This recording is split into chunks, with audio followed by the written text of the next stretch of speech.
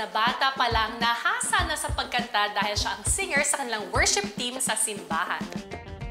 Hi, I'm Francine Jenna Benitez po. I'm 15 years old from Quezon City.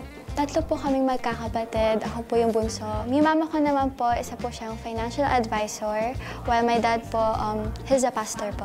Nag-inspire po talaga sa akin sa music is yung papa ko po and yung kuya ko po na si Zil po, na sa music industry, and dati po siyang part ng Four of Spades po.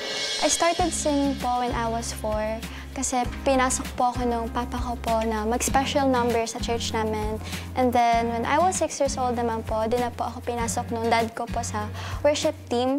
And I think, dahil po sa church, doon ko po na-discover yung talent ko po sa singing. Ngayon po, nasa worship team po ako sa aming church, and I'm the youngest worship leader po right now though.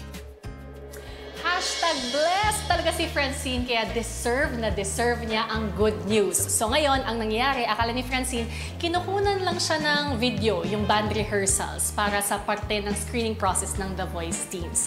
Pero ano kaya ang magiging reaksyon niya kapag may bagong band member na may ipapabasang lyrics sa kanya na sigurado ako, ikakagulat niya. Tara! Ayun, sinabi lang po sa akin nung mama ko po, isushoot lang po kami nung worship band ko po na nagpa-practice po. Wait lang.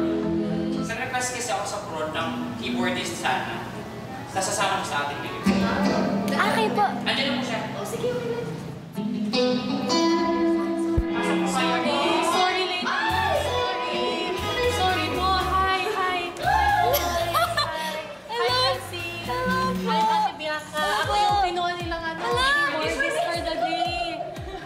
Okay lang ba? Okay lang ba? Keyboardist ako. Opo, sure po.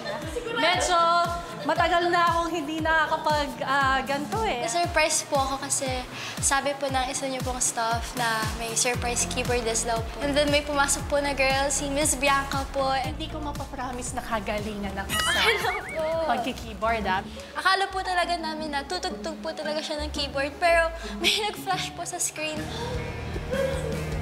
What does it say? Can you read it? It says? You are invited to the blind auditions of The Voice.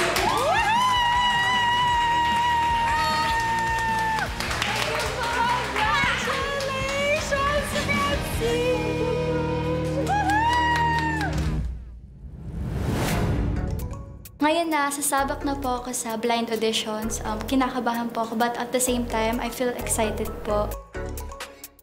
Bukod sa pagkanta, ano pa bang mga gusto mong gawin? I love dressing up din po. Getting creative with my clothes. So, paano ka ba naging mahilig sa sa pagdamit? Since I was a kid po, mahilig na po ako mag-dress up talaga. Ako po yung nagdadamit sa sarili ko. And siguro, nakasurround na po ako sa mga artistic na tao and mahilig po sa fashion. Siguro, na-inspire po ako dun sa mga nakapaligid po sa akin. Wow! At saan ka ba usually kumukuha ng mga fashion inspo?